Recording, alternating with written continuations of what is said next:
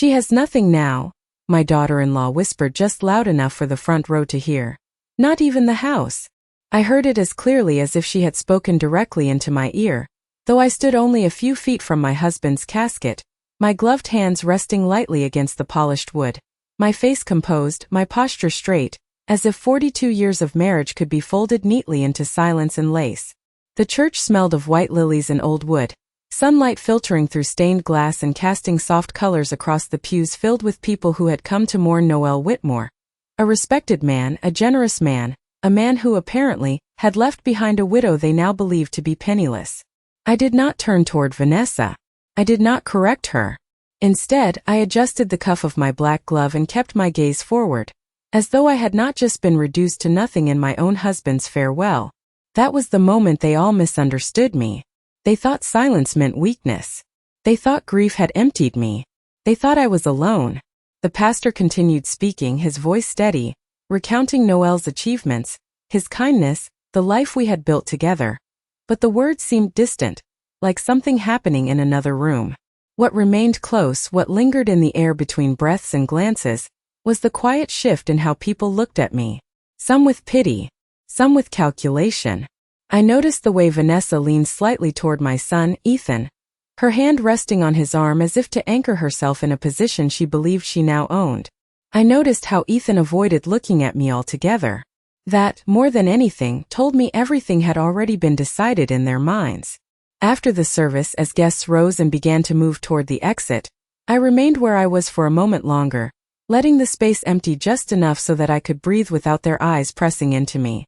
The heels of my shoes made a soft, measured sound against the marble floor as I finally turned, walking down the aisle with the same calm dignity I had carried through every chapter of my life. Outside, the air was cool, a faint breeze catching the edge of my veil. Vanessa was already speaking to a small circle of relatives, her voice bright now, almost rehearsed, as if she had stepped into a role she had long prepared for. It's going to be a lot for her, she said, not bothering to lower her tone this time. We'll have to figure out what to do with the house. I paused just long enough to hear it, just long enough to let the words settle into place beside everything else I had observed, then continued walking without interruption. Daniel Brooks stood near the edge of the gathering, his expression unreadable but his eyes unmistakably focused on me. He did not approach immediately. He simply gave the smallest nod, a gesture so subtle no one else would have noticed. It was enough, because while they whispered about what I had lost, Daniel knew exactly what I still held, and I intended to let them keep believing their version of the story a little while longer. I returned home just after 3 in the afternoon.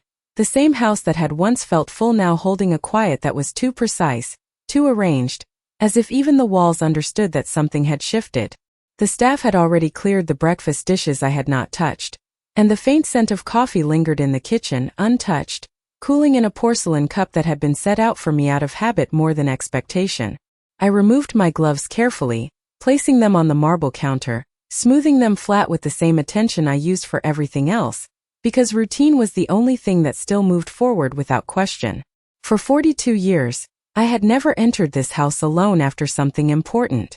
There had always been Noel beside me, opening the door, commenting on the day, grounding every moment with a quiet certainty that I had never needed to question. Now the silence did not feel empty. It felt observant.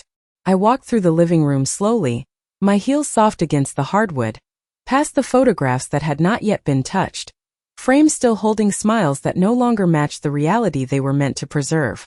There was one from our 20th anniversary, another from Ethan's college graduation, and one from a summer afternoon on the Cape when everything had felt uncomplicated, before Vanessa had learned how to position herself between moments and reshape them. I paused briefly at that one, not to linger, but to acknowledge how easily memory can be rearranged when the wrong person begins to curate it.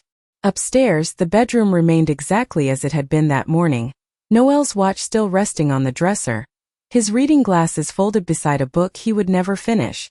I did not touch them. Not yet. Some things deserved to remain exactly where they were until the right moment, and I had learned long ago that timing mattered more than emotion. Downstairs, voices drifted faintly through the open patio doors, Vanessa's tone light and controlled, carrying just enough warmth to sound convincing. just enough authority to make it clear she had already begun making decisions. I could not hear every word, but I did not need to. I understood the rhythm. I understood the intention. I stepped outside only when I was ready, not before. And when I did, conversations paused in that subtle way people believe goes unnoticed. Vanessa turned first, her smile immediate, practiced, the kind that arrives before genuine thought has a chance to catch up. "Margaret," she said, her voice softened now, reshaped for an audience, "we were just talking about what might be best for you going forward." I met her gaze briefly, long enough to acknowledge her presence, not long enough to give her control over the moment. "I am sure you were," I replied, my tone even, my posture unchanged. Ethan stood slightly behind her, his expression uncertain, his silence louder than anything he could have said. I did not ask him for anything. I did not need to. Daniel arrived not long after, his car pulling into the driveway with quiet precision, as if even his timing had been measured. He greeted the group politely, his demeanor professional, neutral, but when his eyes met mine, there was a different understanding there, one that required no explanation. "Mrs. Whitmore," he said, inclining his head slightly, "whenever you are ready, there are a few matters we should review." I allowed a small pause, just enough to let the words settle into the air between us, and the people who were pretending not to listen. "Of course," I said calmly, turning toward the house without another glance at Vanessa or Ethan, because there was nothing left to confirm. They had already decided what they believed I was. And I had already decided to let them keep believing it. Daniel closed the study door behind him with a quiet precision that matched everything else about him. The soft click sealing us into a space that had always belonged to Noelle and me, a room where decisions had been made without performance or audience, where facts had mattered more than appearances. I remained standing for a moment, my hand resting lightly on the back of Noelle's chair, feeling the familiar shape beneath my fingers before I finally took my seat across from Daniel, my posture unchanged, my expression calm. He did not begin immediately. Instead, he placed a thin leather folder on the desk and aligned it carefully with the edge, as if even the smallest detail required intention. "They have already started," he said, his tone measured, not surprised, simply observant. I did not ask what he meant. I had heard enough outside. I had seen enough in the way Vanessa spoke, as though she had stepped into a role that had been waiting for her. "They believe everything transferred to Ethan," I replied quietly, more a confirmation than a question. Daniel gave a slight nod, his eyes steady. "That is what they have been led to believe." The distinction mattered. I folded my hands in my lap, letting the silence stretch just long enough to settle the truth between us without urgency. For decades I had watched people reveal themselves not through what they said, but through what they assumed they could take. Vanessa had never asked directly for anything substantial. She had positioned, suggested, implied. Always just enough to make it seem reasonable. Always just enough to make it seem like her idea had been someone else's conclusion. I had allowed it then because Noelle had been there, because the balance had never tipped far enough to require correction. Now there was no balance left. Daniel opened the folder, revealing a set of documents I recognized not by their content, but by their weight, the kind of weight that came from decisions made quietly, intentionally, long before anyone thought to question them. "Your husband finalized everything 18 months ago," he said, sliding one page forward but not yet turning it toward me. "He anticipated complications." I almost smiled at that, not because it was amusing but because it was precise. Noelle had never underestimated people. He had simply chosen when to let them show themselves. "And the trust?" I asked, my voice even, as if we were discussing something routine, something expected. Daniel's expression did not change, but there was a subtle shift in the way he held the page, a confirmation without emphasis. "Fully funded. $32 million. Solely in your name. Protected by terms that cannot be altered or accessed without your explicit authorization." The room remained quiet after he said it, not heavy, not dramatic, simply still, as if the truth required no reaction to validate it. I did not reach for the document. I did not need to see it. I had trusted Noelle in life and I trusted him now. "They will continue," Daniel added, closing the folder with the same care he had opened it, "unless you choose otherwise."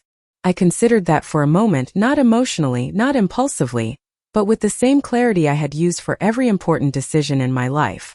Outside, I could faintly hear Vanessa's voice again, light, confident, already rearranging a future she believed belonged to her.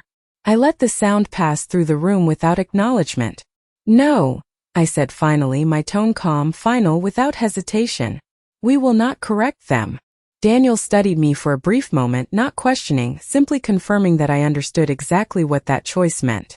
I met his gaze without explanation, because I did. Silence, when used correctly, was not absence. It was leverage, and I intended to let them build their certainty on it just a little longer. After Daniel left, the house returned to its careful silence, but it no longer felt uncertain to me. It felt organized, as if every piece had quietly settled into its proper place without needing to be announced. I remained in the study for a while longer, not to dwell, but to observe, letting my eyes move across the room that had once belonged to decisions made together, now holding only my reflection in the darkened glass of the window. It was strange how quickly absence could be reinterpreted by those who had never understood what had been present in the first place. Outside, I could still hear faint movement, car doors closing, voices fading, the performance of sympathy already dissolving into logistics and assumption. I stood slowly, smoothing the front of my dress, a small deliberate gesture that grounded everything back into order, and stepped out into the hallway where the light felt slightly brighter than before, as if the house itself had decided to continue without waiting for anyone's permission. In the kitchen, I found Vanessa alone now, her phone resting on the counter, her posture relaxed in a way that suggested she believed the day had already resolved itself in her favor. She glanced at me briefly, offering a softened version of the same smile she had used all afternoon, something meant to resemble concern without requiring sincerity. "You should sit down," she said, her tone measured, almost gentle. "It has been a long day." I paused just inside the doorway, not moving closer, not retreating, simply allowing the distance between us to remain exactly as it was. "I am quite all right," I replied, my voice even, without emphasis, without invitation.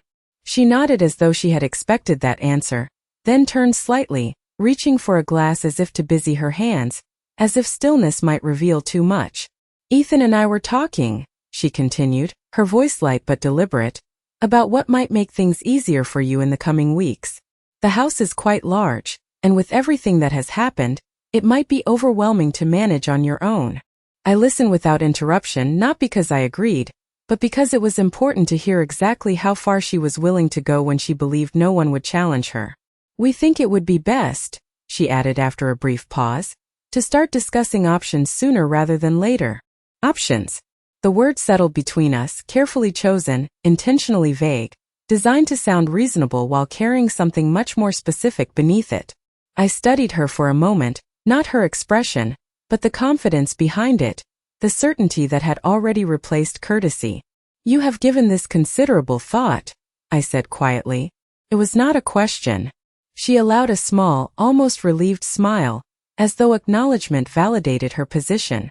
"Only because I care," she replied, her tone softening again, reshaping itself into something almost convincing. I inclined my head slightly, accepting the statement without agreeing to its meaning. "Of course," I said, turning toward the staircase before she could continue, because there was nothing more she needed to say for me to understand the full extent of her intentions. Upstairs, I paused outside the bedroom door, my hand resting briefly against the frame, not entering immediately, not yet. There had been a time when I believed that respect within a family was something that remained constant, something that did not need to be defended or measured. Now I understood it was something that could be reassigned the moment someone decided you no longer held value. I opened the door slowly and stepped inside, the quiet familiar unchanged, untouched by the assumptions unfolding below. I did not turn on the light. I did not disturb anything. Instead, I stood there for a moment in the dimness, letting the stillness settle around me, not as comfort, but as clarity, because for the first time since the morning, there was no uncertainty left. They had already revealed everything I needed to see, and I had already decided exactly how long I would allow them to continue. The next morning arrived without announcement, the light filtering through the curtains in the same quiet way it always had, indifferent to what had changed and what had not. I woke before the house did, not out of restlessness but out of habit, the kind that remains long after its original purpose has disappeared. For a moment I lay still, listening, noticing the absence beside me not as a shock, but as a fact that no longer required acknowledgement. Then I rose, moving through the room with the same deliberate care I had always carried, selecting a simple navy dress, fastening each button with steady hands, choosing not mourning but composure. Downstairs, the kitchen had already been reset, everything placed exactly where it belonged, as if the previous day had been nothing more than a disruption that could be corrected by routine. I poured myself a cup of coffee, black, the way Noel had always taken his, and stood by the window overlooking the garden, watching the early morning settle across the hedges and stone path we had chosen together years ago. There was a stillness there that felt honest, unshaped by assumption, untouched by performance. Behind me I heard footsteps, measured but unguarded, followed by the soft sound of a chair being pulled back. Vanessa did not greet me immediately. Instead, she sat, crossing one leg over the other, her phone already in hand, scrolling with a focus that suggested she had begun her day long before entering the room. I spoke with the real estate advisor this morning, she said finally, her voice casual, as though continuing a conversation we had already agreed upon. I did not turn. I let the words settle, giving them the space they required to reveal themselves fully. He believes the property could move quickly, she continued, especially given the location. We should not wait too long. Should. The word carried more weight than the sentence itself, not a suggestion, not a discussion, but an assumption presented as inevitability. I lifted the cup to my lips, taking a small sip, allowing the warmth to anchor the moment before I responded. That was very efficient of you, I said calmly, my tone neither approving nor dismissive. She seemed to take it as encouragement. It is just practical, she replied, placing her phone face down on the table, finally looking at me directly. You do not need the burden of managing all of this. It would be better for everyone to simplify things. Better for everyone. I turned then, meeting her gaze for the first time that morning, holding it just long enough to acknowledge her confidence, to measure the certainty behind it. Everyone, I repeated quietly, as if considering the word on its own. She nodded, her expression steady, assured. Of course, she said. I placed the cup down carefully on the counter, aligning it with the edge as I always did. A small gesture that required attention, intention, control. I see, I replied, nothing more, nothing less. The conversation ended there, not because there was nothing left to say, but because everything that mattered had already been revealed. Later that afternoon, Daniel's car appeared at the end of the drive once more, arriving with the same quiet precision as before. Vanessa noticed immediately, her posture shifting, her attention sharpening in a way that suggested she had not expected his return so soon. Is he coming back already? She asked, her tone light but edged with curiosity. I did not answer her. I simply moved toward the front door, opening it before Daniel reached the steps, meeting him with the same composed presence I had carried since the morning. Mrs. Whitmore, he said, his voice low, respectful, his eyes briefly scanning past me toward the interior where he knew others were listening. Everything is prepared. I inclined my head slightly, acknowledging both the statement and the timing. Behind me I could feel the shift in the air, the subtle tension of anticipation beginning to replace certainty. They did not know what was coming. They did not know that every assumption they had made since yesterday had already been accounted for. And for the first time I allowed myself the smallest pause before stepping aside to let Daniel enter, not as an invitation, but as a signal that whatever came next would not require explanation. Daniel entered the house without hesitation, his presence shifting the atmosphere in a way that was subtle but unmistakable, like a line quietly drawn that no one else had yet noticed. Vanessa remained in the living room, her posture composed, but there was a new sharpness in the way she watched him, a calculation that had not been there before.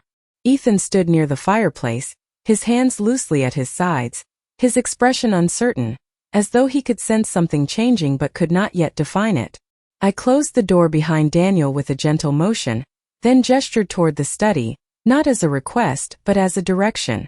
We should sit, I said, my voice calm, measured, giving nothing away. Vanessa followed without being invited, her heels clicking softly against the floor, each step carrying a confidence she had not yet learned to question. Inside the study, Daniel placed his leather folder on the desk once again, aligning it with the same precision as before, his movements deliberate, unhurried, as though time itself was something he controlled rather than followed. No one spoke immediately. The silence settled over the room, not awkward, not strained, but expectant. Vanessa broke it first. "I was just discussing some practical matters with Margaret this morning," she said, her tone light, almost helpful, as if she were offering context rather than asserting position. "There are decisions that need to be made soon." Daniel glanced at her briefly, then returned his attention to me, his expression unchanged. "Of course," he replied evenly, acknowledging her without engaging her. That small distinction did not go unnoticed. I took my seat, folding my hands in my lap, allowing the others to arrange themselves around the room as they chose. Vanessa sat across from Daniel, leaning slightly forward, her posture attentive, ready. Ethan remained standing for a moment longer before finally taking a place beside her, still quiet, still watching. Daniel opened the folder. Slowly, the sound of paper against leather, soft but distinct in the stillness. "Your husband left very clear instructions regarding the management of his estate," he began, his voice steady, professional, each word placed with care. Vanessa nodded slightly, as though she had expected nothing less, her confidence returning in small increments. "That is good," she said, her tone warm, controlled. "Clarity will make everything easier for everyone." Again that word. Everyone. I did not react. I did not interrupt. I simply listened, allowing her to continue building the version of events she believed she understood. Daniel turned a page, his eyes scanning the document briefly before continuing. "There are, however, certain provisions that require direct acknowledgement before any decisions can proceed." Vanessa's expression shifted almost imperceptibly, not doubt, not yet, but awareness. "What kind of provisions?" she asked, her voice still composed, but no longer entirely casual. Daniel did not answer immediately. Instead, he closed the folder halfway, his gaze moving to me, waiting. It was a question without words, a confirmation of timing. I held his gaze for a moment, then inclined my head slightly. "Not yet." He understood. "Standard legal structures," he replied smoothly, reopening the folder without elaboration. "Nothing out of the ordinary." Vanessa relaxed, just slightly, her shoulders easing, her attention settling back into place. She believed him. That was important. I rose slowly from my chair, smoothing the front of my dress with the same deliberate motion I had used before, then stepped toward the window, positioning myself just far enough away from the desk to observe without appearing to do so. Outside, the afternoon light stretched across the garden, unchanged, steady, indifferent to the quiet shift taking place inside. Behind me, I could hear the soft turning of pages, the measured cadence of Daniel's voice, the occasional response from Vanessa, each word layering confidence upon assumption. I let it continue, because this was the moment that mattered, not the revelation, not the outcome, but the space just before it, when certainty feels strongest, when belief feels absolute. That was when people revealed the most. And I intended to let them reveal everything. Vanessa leaned forward slightly, her fingers resting against the edge of the desk, her posture composed but increasingly engaged, as though she could feel something approaching yet still believed she controlled its direction. "So what exactly needs to be acknowledged?" she asked, her voice steady, though now sharpened by a curiosity she could no longer conceal beneath politeness. Daniel did not look at her immediately. Instead, he turned another page with the same measured care, allowing the quiet sound to settle into the room before responding. "Authorization structures," he said calmly, his tone even, almost routine, as if the answer carried no particular weight. "Certain decisions cannot be executed without proper authority." Vanessa nodded, accepting the explanation, though her eyes remained fixed on the documents, searching for something she could interpret, something she could claim. Ethan shifted beside her, his gaze moving briefly toward me, then away again, as though he sensed the imbalance but did not yet understand its source. I remained by the window, still, composed, observing not their words, but their assumptions, the way certainty had begun to tighten around them like something they believed could not be undone. "Well, Ethan is the next of kin," Vanessa continued, her tone regaining a measure of confidence, "so I assume that gives him the authority needed to move things forward." She said it lightly, but there was nothing casual in the statement. It was a claim carefully framed as logic. Daniel closed the folder slowly this time, his hand resting on top of it for a brief moment before he lifted his eyes, not to Vanessa, but to Ethan. Next of kin does not always equate to controlling authority, he said, his voice calm, precise, leaving no room for interpretation, yet offering no further detail. The distinction lingered in the air. Vanessa's expression faltered just slightly, not enough for anyone untrained to notice, but enough to register. I am sure there is no confusion here, she replied, a hint of firmness entering her tone now, as though reinforcing her own position as much as addressing his. Noel would have wanted things handled efficiently. I turned then, stepping away from the window with unhurried grace, crossing the room at a pace that required no urgency, no reaction, only presence. Efficiency, I repeated quietly, my voice smooth, measured, allowing the word to settle before adding anything more. Vanessa met my gaze, her confidence returning in the space between my words, mistaking calm for agreement. Exactly, she said. I stopped beside the desk, resting my hand lightly against its surface, not claiming it, not needing to, simply grounding the moment. Daniel remained still, his attention now fully on me, waiting as he had before, for the signal that would determine how far this would go. I did not give it yet. Instead, I let the silence stretch just long enough to shift the balance again, to let them feel, however faintly, that something was no longer aligning with their expectations. Then I trust, I said finally, my tone even almost reflective, that everything will be handled exactly as intended. Vanessa nodded once more, reassured by what she believed was confirmation, her posture easing, her certainty settling back into place. Ethan said nothing. He simply watched, his expression unreadable, as if something in him had begun to question what he could not yet name. Daniel inclined his head slightly, acknowledging my words without expanding on them, his understanding complete. The room fell quiet again, but this time it was different. Not expectant. Not uncertain. Controlled. I stepped back from the desk, smoothing my sleeve with a small deliberate motion, then turned toward the door. I believe that is all for now, I said calmly, not dismissing, not concluding, simply closing the moment on my terms. Vanessa did not object. She did not need to. In her mind, everything was already moving forward. And that was exactly where I needed her to be. That evening, the house grew quieter than it had been all day, the kind of quiet that follows after decisions have been made but not yet revealed, when people begin to settle into expectations they believe are already secure.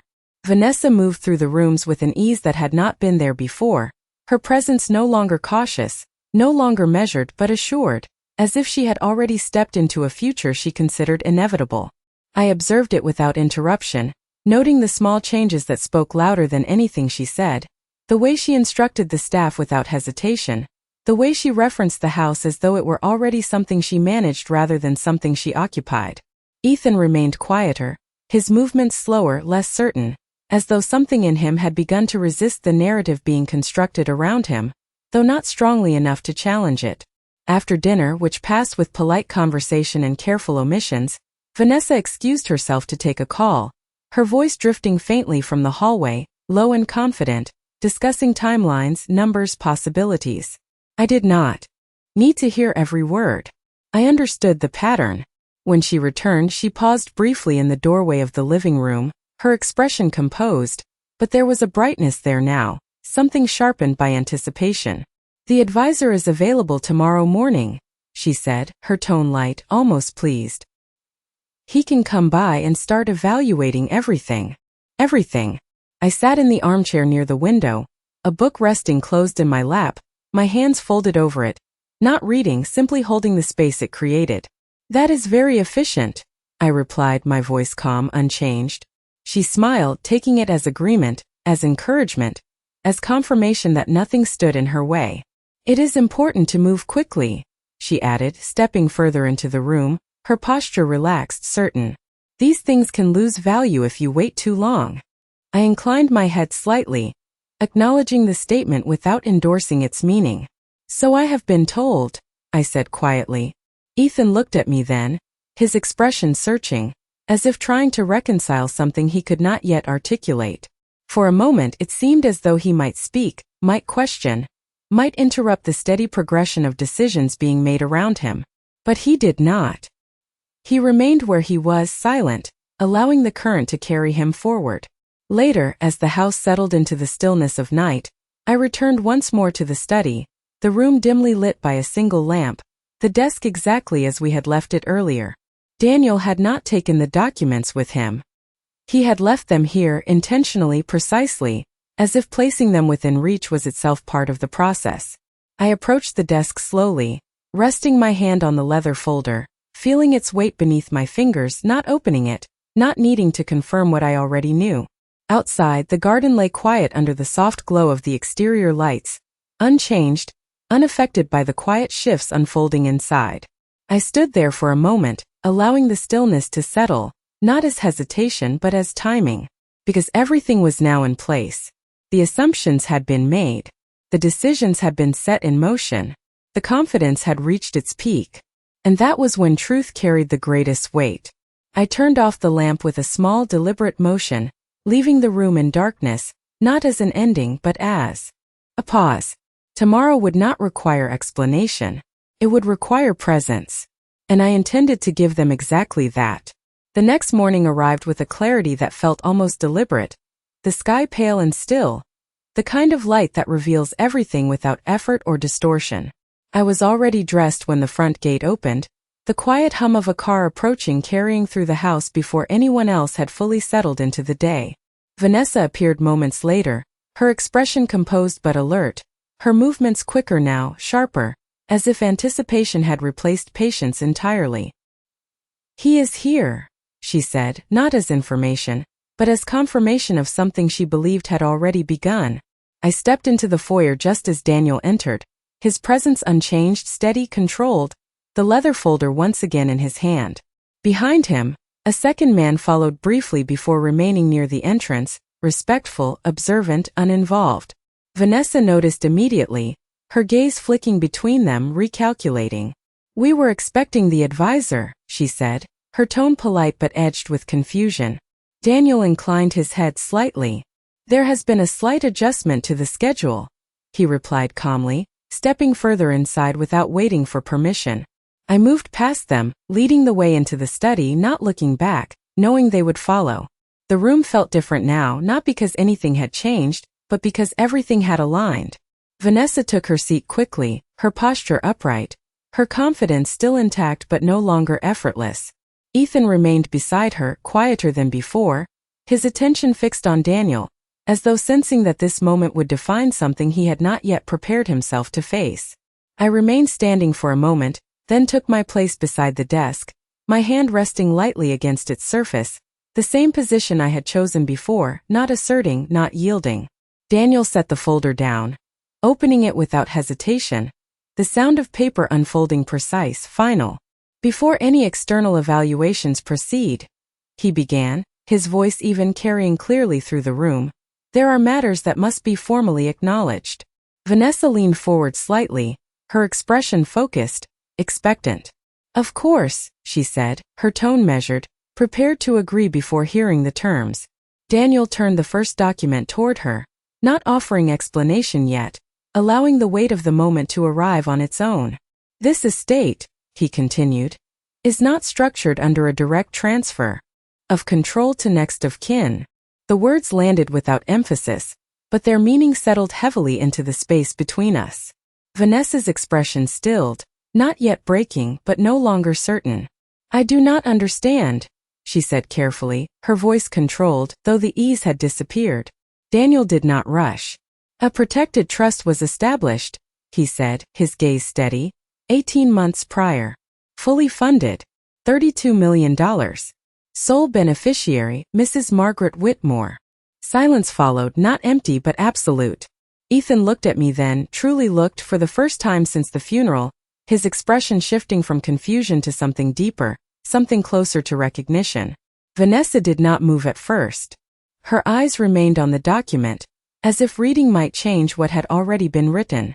"That is not possible," she said finally, her voice lower now, thinner, the confidence stripped from its edges. Daniel turned another page, sliding it forward with quiet precision. There are additional provisions, he added, including clauses regarding conduct and eligibility. Any party who attempts to misrepresent, displace, or diminish the beneficiary's standing forfeits all potential claims associated with the estate. The room remained still. Vanessa's hand withdrew from the desk slowly, as though the surface itself had shifted beneath her. Ethan said nothing. He did not need to. Everything that had been assumed, everything that had been spoken in quiet certainty, had already unraveled. I did not step forward. I did not raise my voice. I simply met Vanessa's gaze as she finally looked up, her expression no longer composed, no longer controlled, but searching for something that no longer existed. I never needed to correct you, I said quietly, my tone even final, leaving no space for interpretation. Then I turned, smoothing the front of my dress with the same small, deliberate motion as before, and walked out of the room, leaving the silence behind me to finish what I had already begun.